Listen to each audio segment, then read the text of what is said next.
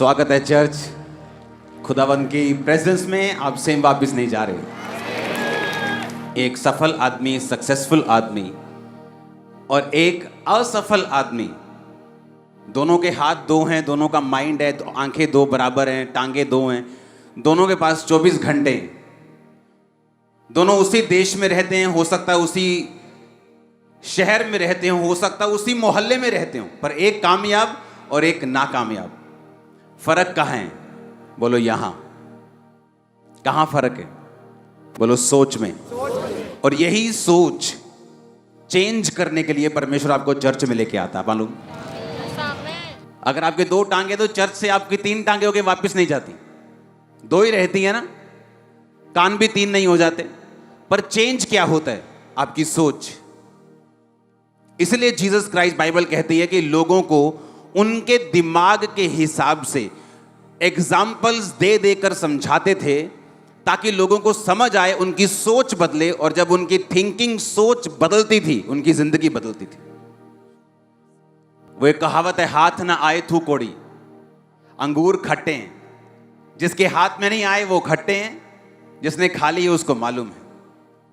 Healing एक ऐसा subject है जिसको अब्यूज किया जाता रहा है। अलग अलग चर्चिस में भी इसे अब्यूज करते हैं लोग कि हीलिंग हो, हीलिंग नहीं होनी चाहिए। उद्धार के बारे में बताओ। लेकिन मैं आपको बताता हूं कि जीसस क्राइस्ट, मैं क्या सोचता हूं छोड़ दो, इसको आपको मतलब नहीं। कोई क्या सोचता है छोड़ दो, उसको भी कोई मतलब नहीं। बाइबल क्या सोचती, जीसस क्या सोचते हैं, मुझे और आपको मतलब होना चाहिए। आमीन। अब जीसस क्राइस्ट एक घर में जाते हैं। पतरस का घर था, वो पतरस की सास का, और बाइबल कहती पतरस की जो सास थी वो बीमार थी। बीमारी कौन सी थी ये नहीं लिखा, लेकिन उसके लक्षण थे, बुखार था, कमजोरी थी, चीजें थी, बेड पे थी, उठ नहीं सकती थी। कितनी बड़ी बीमारी थी मालूम नहीं, लेकिन बाइबल कहती प्रभु यीशु मसीह ने जब उसको हाथ पकड़ा और उसको ज्वर को डांटा। सिर्फ लूका में लिखा है, और लूका एक डॉक्टर था, खुद एक वैद्य था, और हर एक हीलिंग को जीसस क्राइस्ट की उसने बड़ी बारीकी से देखा था। और बाइबल कहती है उसने ज्वर को डांटा और वो ज्वर उतर गया, और वो औरत उठी और जीसस क्राइस्ट की सेवा करने लगी। अगर जब तक वो बेड पे थी, मर रही थी, क्या वो सेवा कर सकती थी? बताओ मेरे को। उसे उद्धार के बारे में बताते हैं, चलो कि तुम मर के स्वर्ग जाएगी, क्या तब भी वो सेवा कर सकती है? मर के वो स्वर्ग चले जाएगी, इसमें कोई शक नहीं। वो मर के जीवित परमेश्वर के घर में चली जाएगी, इसमें कोई शक नहीं।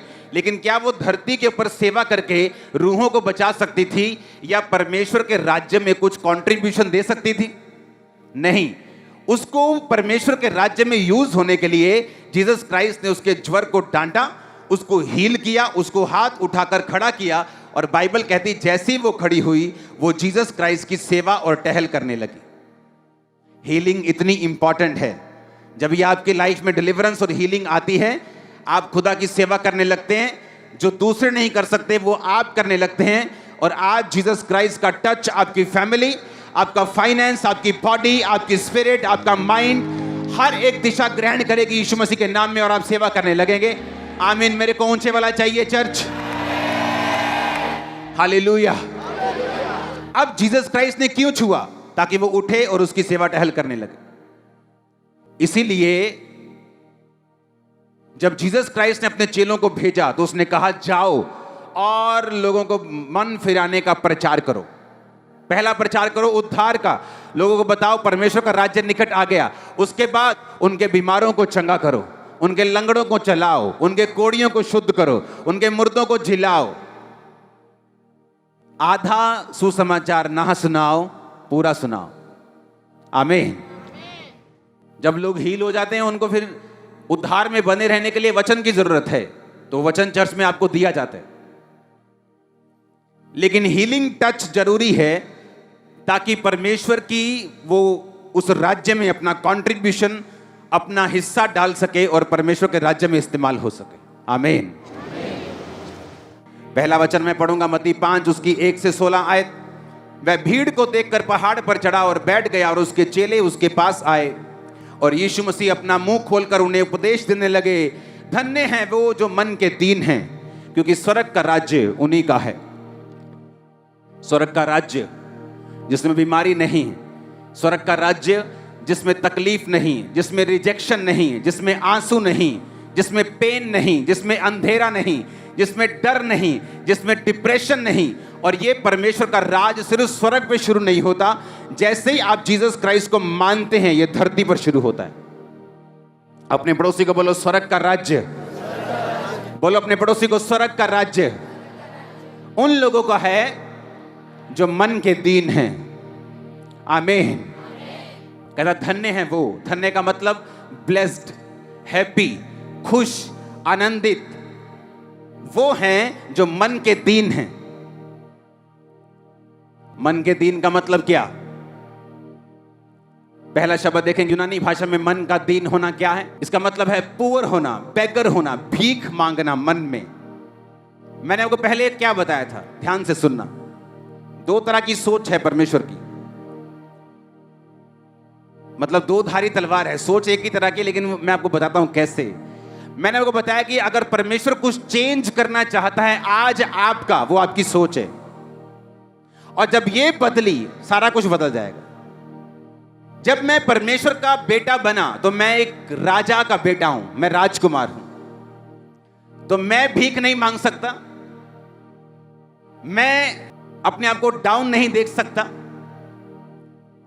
और इसमें घमंड नहीं है, ये कोई प्राउड नहीं, ये एक कॉन्शियस ऑफ माइंड है। और परमेश्वर ने मुझे ये प्रैक्टिकल सिखाया है। 2009 में जब मेरा फैमिली बिजनेस पहली बार चलना शुरू हुआ, मेरे फादर की लाइफ के 50वें 60वें साल में, 50वें साल के करीब होगा तब, हाँ 50वें साल के करीब, 40 और 50 साल के बीच में, तो मैंने एक प्लॉट, जहां मेरा घर है अभी, वो प्लॉट हमने लिया अपने बिजनेस के पैसों से। तब सेवा 50-60 लोग आते थे तब, जस्ट संडे को। तो जब मैंने प्लॉट लिया तो उसका एक लोन करवाना था। तो लोन नहीं लेना चाहिए, ये बाइबल कहती है, पर एक तब इतना आप कॉन्शियस नहीं होते उस चीज के। तो जब लोन होने वाला था उसका, तो उसका जो बैंक था उसने कहा था कि आप एक प्रॉपर्टी डीलर से उसकी वैल्यूएशन निकाल के हमें बताइए। तो वो प्लॉट था 2 लाख रुपए मरले का। मेरी आदत है जो मरला लिया, कच्चा पक्का कुछ नहीं होता, पक्के में लिया। तो 2 लाख मरला, 1,95,000 रुपए मरला था, वो 22 मरले का प्लॉट था। तो जब वैल्यूएशन लगाने के लिए लोग आते थे तो उसकी वैल्यू कम लगाते थे, क्योंकि वो नुक्कर वाला प्लॉट था, उसकी वैल्यू ज्यादा थी, और साथ वाले प्लॉट की वैल्यू 1.5 लाख 1.25 लाख होती थी। तो वो आके उसकी वैल्यू कम कर देते थे, और जब वो जाती थी बैंक में, वो बोलते साहब आपके प्लॉट की वैल्यू इतनी नहीं है तो हम आपको लोन नहीं दे सकते। जब भी किसी ने वैल्यू लेने के लिए आना, मैंने कहा यार प्लीज आप ऐसा कर लो यार प्लीज। तो मुझे पवित्र आत्मा ने डांटा कि तू कौन है? मैंने कहा मैं तेरा बेटा हूं। तो उसने कहा तू राजकुमार है तो राजकुमार की तरह ही बिहेव कर, भीख मांगना बंद कर। फिर क्या हुआ सुनो, फिर क्या हुआ, एक और बंदे ने आना था वैल्यूएशन लगाने के लिए। जब वो आया तो मैं ऐसे खड़ा हो गया उसके सामने। कहता यहां क्या है? मैं प्लॉट करने के लिए आया। मैं कहा मैं हूं ऑनर, बताओ क्या है? वैल्यूएशन लगानी। मैं कहा लगा लो कोई बात। सीधे मुंह बात ही नहीं की। मैंने कहा बात ही नहीं करनी तुझसे। कहता कितने का है? मैंने कहा 2 लाख का है, 1,95,000। मेरी बात पे यकीन है, आप चेक करो, जाओ घूम के आओ। वो घूम के आया, उसने सेम प्लॉट की वैल्यू लगा के बैंक को भेजा। बैंक ने लोन पास किया। वो बाद में मैंने लोन खत्म कर दिया जल्दी से, वो बात अलग है। अब उसमें कोई लोन नहीं, लोन खुदा की ओर से नहीं होता, वो बात अलग है। लेकिन परमेश्वर ने मुझे सिखाया कि तुम्हें बैगर नहीं बनना, तुम्हें अपनी स्पिरिट में रहना है। जब तक तुम बैगर रहोगे तब तक तुम्हारे काम भी उसी तरह के होंगे। ये मुझे सिखाया गया। लेकिन यहां पे परमेश्वर कहता धन्य है जो मन के। अब ये स्पिरिट है जो आपने मेंटेन रखनी है कि आप एक राजाओं के राजा की संतान हैं, ओके। लेकिन वचन ये भी कहता है धन्य है वो जो मन के, यूनानी भाषा के शब्द को पढ़ेंगे, दीन शब्द को, जिसका मतलब है बेगर। कहता है धन्य वो जो मन के भिखारी हैं। किसके? आत्मा के, मन के। इसका मतलब क्या मैं बताता हूं। सुलेमान जो राजा था, राजा बना दिया गया और पावरफुल था, उसके सामने खड़े होने की किसी की हैसियत नहीं थी। लेकिन जब वो परमेश्वर के सामने गया तो उसने पता क्या कहा? परमेश्वर, आई एम नथिंग, मैं जीरो हूं। खुदा बाप मुझे बुद्धि चाहिए, मैं नहीं तो मर गया। तेरे लोग बहुत ज्यादा हैं, मैं इनका न्याय नहीं कर सकता, मैं जीरो हूं। घुटनों पे आया, मांगा, प्रभु मुझे बुद्धि चाहिए। धन्य है वो जो मन के, और परमेश्वर ने कहा तू मन का दीन हुआ, अब मैं तुझे बुद्धि दूंगा, पैसा दूंगा, ताकत दूंगा, प्रजा भी दूंगा, लोग भी दूंगा। मन का दीन। मन के दीन होने का मतलब यह है कि आप इस बात को रिकॉग्नाइज करते हैं कि आपकी सारी ब्लेसिंग का सोर्स सिर्फ और सिर्फ परमेश्वर है। आपकी इंटेलिजेंसी नहीं, आपकी कंप्यूटर इंजीनियरिंग नहीं, आपका बोलना चालना रंग रूप नहीं, जस्ट जीसस, सिर्फ खुदा आपकी ब्लेसिंग का सोर्स है। मन का दीन। धन्य है वो जो मन के दीन हैं, आशीषित हैं वो जो मन के भिखारी हैं, यानी जो हर बात पर परमेश्वर पर आश्रित हैं, जो हर बात के लिए परमेश्वर पर निर्भर हैं। मेरे पास आज पैसा है कि मैं वो जगह ले सकता हूं, इसका मतलब ये नहीं मैं वो जगह ले लूं। मैं पैसा होने के बावजूद भी परमेश्वर की आत्मा की अगुवाई पर आश्रित हूं, उस पर निर्भर हूं कि परमेश्वर यस करेगा तो मैं वो जगह लूंगा। कितने मेरी बात को समझ रहे हैं? मन के दीन होने का मतलब ये नहीं है तुम हैं कोब काट के तुरो, तुही तो थल्ले देख के तुरो कि मैं बड़ा दीन है जी, मैं तो गाली नहीं करता कहन। मन का दीन होने का मतलब ये नहीं आप प्यार से बात करें किसी से और दिल में गालियां निकालें। कई लोग मुंह के बड़े मीठे होते हैं और मन के बड़े खट्टे होते हैं। उस दीनता की परमेश्वर बात नहीं, फेक दीनता की परमेश्वर बात नहीं कर रहा। जो लोग हैं वो फेक दीन है।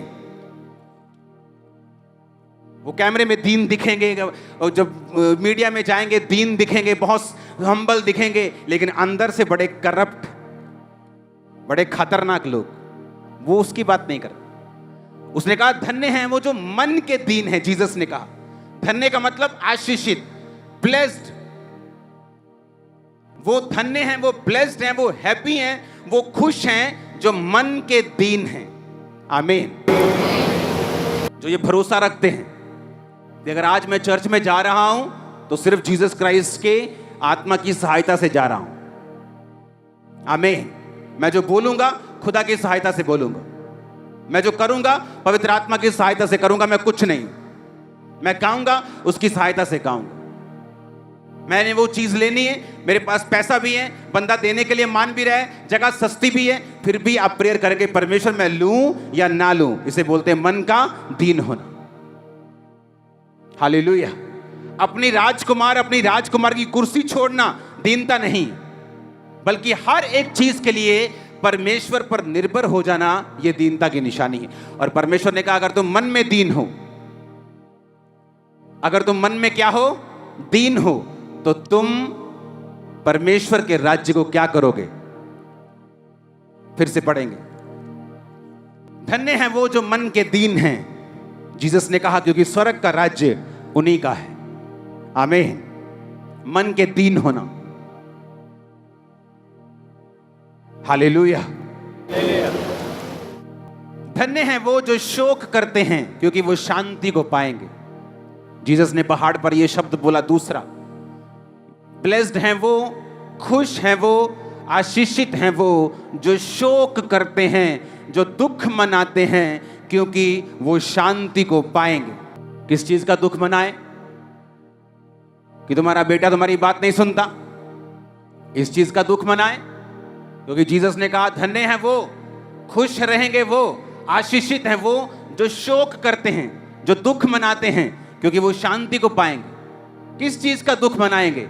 कि आपका हस्बैंड आपकी बात को नहीं सुनता? किस चीज का दुख मनाएंगे? आपके पास पैसा नहीं है? किस चीज का दुख मनाएंगे? वीजा नहीं लगा? नहीं, ये परमेश्वर इसके बारे में बात नहीं कर रहे। वो कह रहा है धन्य है वो जो शोक करते हैं। शोक इस बात का कि आज आप प्रार्थना करके नहीं आए। शोक इस बात का कि कल आपने बाइबल नहीं पढ़ी थी। शोक इस बात का कि अभी भी आप उस गुनाह में फंसे हुए हैं जिसमें आपको फंसा हुआ नहीं होना चाहिए। बाइबल कहती है धन्य है वो जो शोक करते हैं, वो शांति को पाएंगे। एक बंदा पापी चर्च में आके अपने मुंह को ऊपर भी नहीं उठाता और छाती पीट पीट कर बोलता है, हे खुदावन मुझ पापी के ऊपर दया कर। शोक करता है वो अपनी आत्मिक जिंदगी के लिए, उस शॉर्टनेस के लिए, उस कमी के लिए जो आत्मिक जिंदगी में एंटर कर चुकी, उस चीज का वो शोक मनाता है कि मैं वो नहीं कर पा रहा हूं जो मुझे करना चाहिए। और जीसस ने कहा अगर तुम इस चीज का शोक मनाओगे तुम शांति को पाओगे। और जब जीसस क्राइस्ट शांति देते हैं, आपके आसपास बवंडर चल रहे हो, आप शांति में होंगे। कोरोना चल रहा हो, आप शांति में होंगे। स्ट्रेस आ गया, इकोनॉमिक ऑपरेशन, डिप्रेशन आ गया, आप फ्री रहेंगे, आप शांति में रहेंगे। कनाडा ने वीजा देना बंद कर दिया, आपका आ जाएगा, आप शांति में रहेंगे। नहीं आएगा तो यूएसए वाले दे देंगे, उससे अच्छी कंट्री में चले जाएगा, डोंट वरी।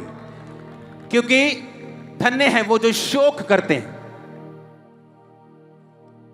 दाऊद से गलती हुई और शाऊल से भी हुई। इवन मुझे तो ऐसा लगता है कि शाऊल की गलती जो थी वो दाऊद से थोड़ी कम थी, लेकिन शाऊल मारा गया और दाऊद बचाया गया। रीजन, क्योंकि शाऊल ने शोक नहीं किया। पाप करने के बावजूद भी, गिरने के बावजूद भी उसने शमूएल नबी को बोला कि मेरे साथ पहाड़ से नीचे चल। जब उसने कहा कि तू रिजेक्ट हो चुका है, खुदा अब तेरे साथ नहीं, उसने घुटनों पे आके शोक नहीं किया कि हे खुदा के दास ऐसा मत बोल, मैं माफी मांगता हूं, मैं तौबा करता हूं, टाट ओढ़ता हूं, आज से खुदा जो बोलेगा वही करूंगा। और ऐसा कितनी बार बाइबल में हुआ है कि लोगों ने टाट ओढ़ा है और माफी मांगी और खुदा ने अपने इरादे को चेंज करके उन्हें फिर से ब्लेस किया है। लेकिन उसने क्या कहा? कहता ठीक है, जो तूने बोला ऐसा हो, कोई बात नहीं, लेकिन नीचे मेरे साथ चल। क्योंकि नीचे लोग हैं तो वो लोग ये ना सोचें कि परमेश्वर मुझसे नाराज है। पॉलिटिकली करेक्ट होना चाहता था और स्पिरिचुअली इनकरेक्ट हो गया। पॉलिटिक्स से बच के रहो। लोगों को खुश करने के चक्कर में मत पड़ो। लोग क्या सोचते हैं? 20 से 30 साल की उम्र में बहुत टेंशन होती, लोग क्या सोचते हैं। जब 40 के पास बंदा पहुंचता है तो वो परवाह करना बंद करता है, लोग क्या सोचते हैं। जब वो 60 साल का होता है उसे ये मालूम होता है कि लोग तो कुछ सोच ही नहीं रहे थे, मैं ही लगा हुआ था, कि लोग तो अपने चक्कर में तो मैं ऐसे ही सोचा जा रहा था। लोग क्या सोचेंगे? हे नीचे चल मेरे साथ। लोग क्या कहेंगे? लोग क्या कहेंगे? लोग सबसे बड़ा रोग। धन्य हैं वो जो शोक करते हैं। शोक मनाओ जब तुम गिर जाओ, जब तुम पाप करो, जब क्रिश्चियन होके भी तुम अपने शादियों के रीति रिवाजों के सिरों के ऊपर वही उठाए फिरते हो जो दूसरे लोग उठाए फिरते हैं। शोक करो इस बात का, शर्म करो और दुख मनाओ इस बात का कि तुम वही रीति रिवाजों में हो जो दूसरे करते हैं। शोक करो, दुख मनाओ, इस चीज का आनंद मत मनाओ। यीशु ने कहा जो शोक करेंगे वो शांति को पाएंगे। दाऊद ने पाप किया और शोक किया। नातान नबी ने कहा अब जिस तरह तूने तलवार चलाई है तेरे घर पे तलवार चलेगी, जिस तरह तूने व्यभिचार की है तेरी लाइफ में बहुत सारी घटनाएं अब होंगी। तो उसने कहा मैं मानता हूं, मुझे माफ कर, खुदा अपनी आत्मा को मुझसे अलग ना कर, मुझे फिर से अपना उद्धार का आत्मा दे के संभाल, मुझे स्थिर आत्मा फिर से दे, मेरी हड्डियों को ताकि चैन मिल जाए, अपनी आत्मा को मुझसे अलग मत कर। शोक करता रहा और धन्य है वो जो शोक करते हैं, शांति को पाएंगे। किस बात का शोक? कि अब आप रोजे नहीं रखते। किस बात का शोक?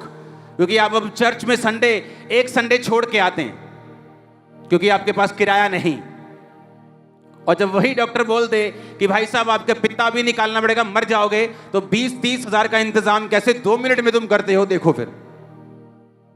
लेकिन हमें शोक नहीं। पहले जब ब्लेसिंग नहीं थी तो चर्च में सुबह 8 बजे आके बैठ जाते थे।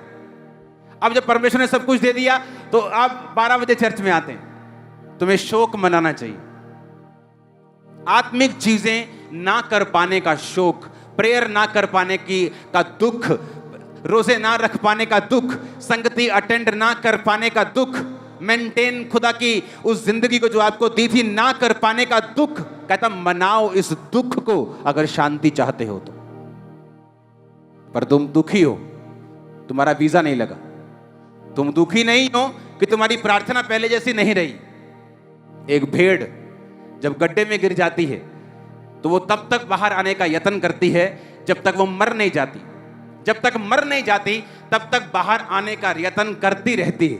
अगर तुम खुदा की भेड़ हो, जब तक बाहर नहीं आ जाते अपने पाप से, आप यत्न नहीं छोड़ते, आप दुख मनाना नहीं छोड़ते, आप दिल में शोकित होते हैं। मैं क्यों उस लाइफ को, क्यों उस प्रेयर लाइफ को मेंटेन नहीं कर पा रहा हूं, क्यों उस चीज को कर नहीं पा रहा हूं। आपको शोक होना चाहिए। जीसस ने कहा अपने मुंह से, धन्य हैं वो जो दुख मनाते हैं क्योंकि वो शांति को पाएं।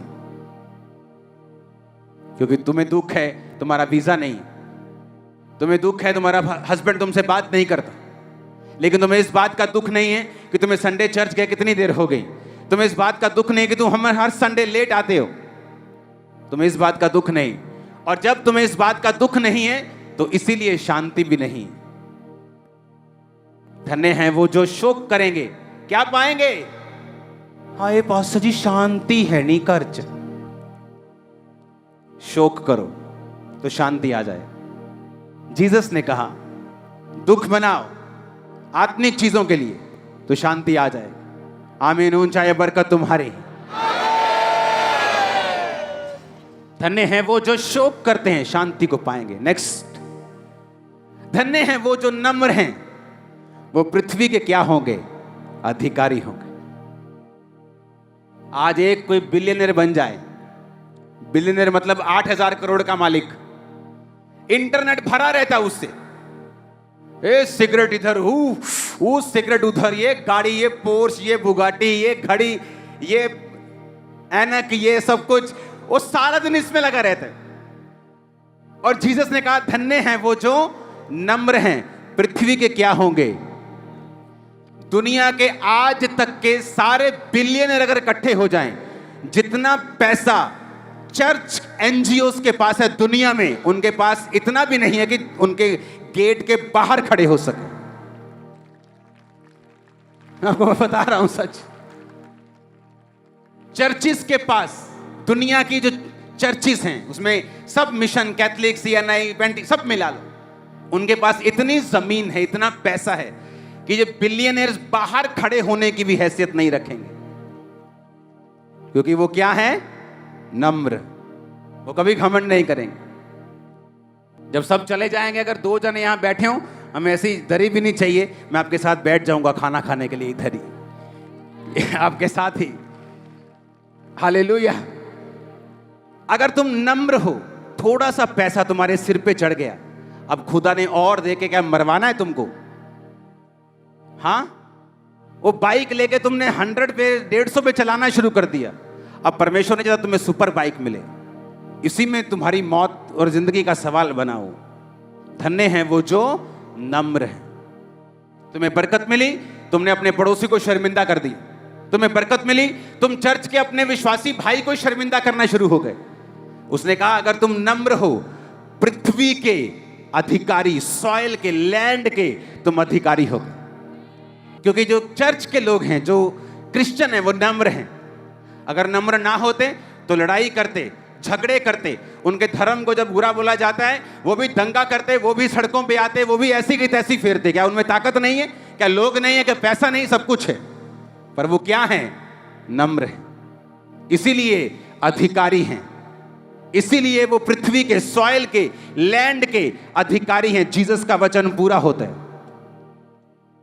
मैंने कहा ये बिलियनर्स ना 0.001 भी नहीं है इनके सामने। हालेलुया। क्योंकि वो नम्र है। जीसस ने कहा अगर तुम नम्र हो तो पृथ्वी के क्या बनाऊंगा? तुम जल्दी अपने पड़ोस में एक जगह लेने वाले हो यीशु के नाम में। ये प्रोफेसी आप लोगों के लिए। और मैंने कहा तुम दूसरी जगहों पे भी जगह लेने वाले, दूसरे शहर में भी। आमीन ऊंचे वाला चाहिए चर्च। इसलिए मैंने कहा मैं आपको वही वचन बताऊंगा जो जीसस के मुंह से निकले, और आपको बताऊंगा वो कितनी पावर रखते हैं आपकी लाइफ में। आमीन। वो कितने पावरफुल हैं। धन्य हैं वो जो नम्र हैं, जिन्होंने परमेश्वर को अपना उद्धारकर्ता ग्रहण कर लिया, जिनको अपने पैसे का घमंड नहीं है, अपनी पहुंच का घमंड नहीं है, अपनी चीजों का घमंड नहीं। हालेलुया। क्योंकि हमें मालूम है कि सब कुछ जो हमारी लाइफ में हो रहा है ये परमेश्वर का प्लान है। वो अपने मन मुताबिक के हिसाब से कर रहा है, अपनी योजना के हिसाब से कर रहा है। हालेलुया। धन्य हैं वो जो नम्र हैं, वो पृथ्वी के क्या होंगे? अधिकारी होंगे। और ये परमेश्वर चाहता है आप बने। पृथ्वी को अगर आप यूनानी भाषा में पढ़ें तो उसको सॉइल, लैंड, जगह की बात कर रहा है परमेश्वर। धन्य हैं वो जो मन के दीन हैं, धन्य हैं वो जो शोक करते हैं, धन्य हैं वो जो नम्र हैं, वो पृथ्वी के क्या होंगे? अधिकारी होंगे। बोलो अपने पड़ोसी को, नम्र हो जा। अगर कुछ बड़ा लेना चाहता है, बड़ा देखना चाहता है, बाकी तेरी मर्जी है। हालेलुया। अगला वचन पढ़ेंगे। धन्य हैं वो जो धार्मिकता के भूखे और प्यासे हैं, क्योंकि वो तृप्त किए जाएंगे। धन्य हैं वो जो, फिर से पढ़ेंगे, धार्मिकता के भूखे और प्यासे हैं, क्योंकि वो तृप्त किए जाएंगे। आपकी पूरी जिंदगी, आपकी आत्मिक लाइफ, आपकी क्रिश्चियन लाइफ का पूरा आधार, उसकी नींव भूख और प्यास पे टिकी। पूरी क्रिश्चियन लाइफ, पूरी आपकी क्रिश्चियन लाइफ आपकी भूख और प्यास पे टिकी है। आत्मिक भूख और प्यास पे। जीसस ने कहा वो खुश रहेंगे जो धार्मिकता के भूखे और प्यासे हैं, जो जीसस को देखना चाहते हैं, जो आत्मा में बढ़ना चाहते हैं, पवित्र आत्मा के वरदान पाना चाहते हैं, जो आत्मा के कामों को करना चाहते हैं। हालेलुया। जिनमें भूख है। मूसा के अंदर काम देख लिए, मिरेकल्स देख लिए, चमत्कार देख लिए, समुद्र दो भाग होता देख लिया, उनके पहलौठों को मरता हुआ देख लिया। अब खुदा से कह रहे, खुदावन मुझे अपना तेज दिखा दे। और भजन संहिता में परमेश्वर ने लिखा कि मैंने इजराइलियों पर अपने कामों को और मूसा के ऊपर अपनी गति को प्रकट किया। पौलुस, मैं इस संसार की चीजों को कूड़ा मानता हूं ताकि मैं परमेश्वर में और अधिक जा सकूं, खूब सकूं, घुस सकूं। मूसा, पौलुस, जीसस, आप जिनको भी देखेंगे वो धार्मिकता के भूखे और प्यासे रहे। और परमेश्वर ने कहा धन्य हैं वो जो धार्मिकता के भूखे और प्यासे हैं और वो तृप्त किए जाएंगे। पौलुस स्वर्ग पे गया। मूसा ने परमेश्वर की महिमा को देखा, उसके चेहरों से किरणें निकलती थी, मूसा ने देखा। धार्मिकता के भूखे और प्यासे हैं क्योंकि वो तृप्त किए जाएंगे। आपके अंदर प्यास है कि आपने इस बार वचन को नहीं सुना। आपके अंदर प्यास है कि मैंने वचन को नहीं पढ़ा, मैंने आज संगति को नहीं किया, ये संडे मैं प्रेयर नहीं कर पाया और मैं परमेश्वर से पीछे हो रहा हूं और मुझे थोड़ी ठंडक ठंडक सी आत्मा में महसूस हो रही। हम धार्मिकता के भूखे और प्यासे नहीं। घर में 4 शादियां इकट्ठी आ गई, प्रेयर ही भूल गए, फास्टिंग ही भूल गए, इतना गुम गए कि उनके गानों में नाचने लगे, पता ही नहीं चला कब हफ्ता, 2 हफ्ते, 3 हफ्ते निकल गए और आत्मा भी निकल गया साथ में ही, पता ही नहीं चला। हालेलुया। आत्मा भी निकल गया साथ में ही जब शादी में गए, तो पता ही नहीं। धार्मिकता के भूखे और प्यासे, धन्य हैं वो जो धार्मिकता के भूखे और प्यासे। ना जी भुख तां बहुत आ, विआह ते जाईदा, आपां तां नहीं छड्डी दा कुछ। बाबा एक अख उत्तर रखी दी, रोटी कदों शुरू होवे। इसे कहा धार्मिकता के भूखे और प्यासे, चिकन मटन के नहीं। आमीन। किस चीज के? धार्मिकता के भूखे और प्यासे। धन्य हैं वो, आनंदित रहेंगे वो, आशीषित रहेंगे वो, खुश रहेंगे वो जो धार्मिकता के भूखे और प्यासे हैं, क्योंकि वो तृप्त किए जाएंगे। अगर कोई प्यासा है तो मेरे पास आके पिए, मैं उसे तृप्त करूंगा। आपके अंदर भविष्यवाणी की भूख है कि मुझे प्रोफेटिक वर्ड देना है, खुदा मुझे तेरी बात को सुनना है। तू क्या चाहता है इस देश के लिए, क्या चाहता है मेरे लोगों के लिए। अगर आपके अंदर भूख है, आप 1 साल प्रेयर करेंगे, 2 साल नहीं वो बात करेगा, 4 साल नहीं करेगा, 5 नहीं करेगा, 10 नहीं करेगा, 11वें साल वो आपको पूरी बात करेगा, क्योंकि वो तृप्त किए जाएंगे। वो अपने वचन से हटेगा नहीं।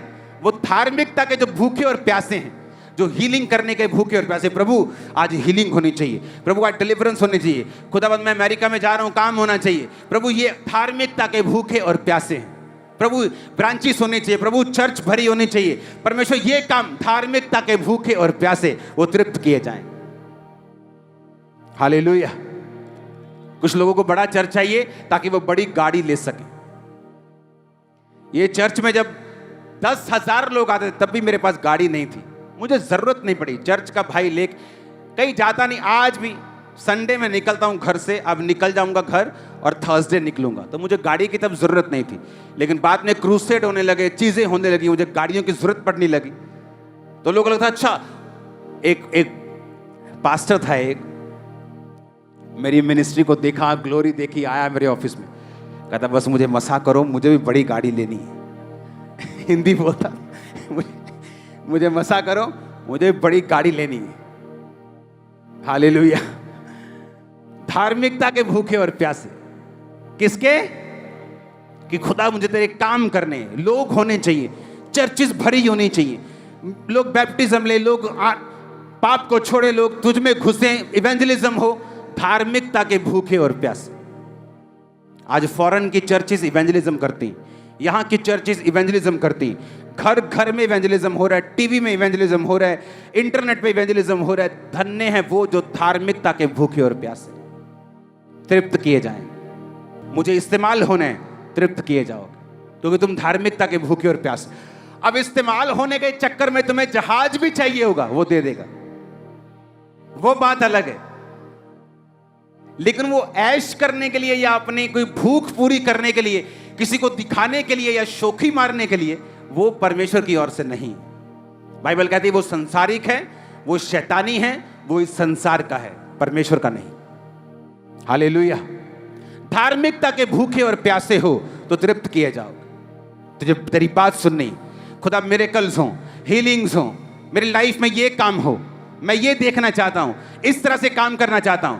धार्मिकता के भूखे और प्यासे हो, तृप्त किए जाओगे।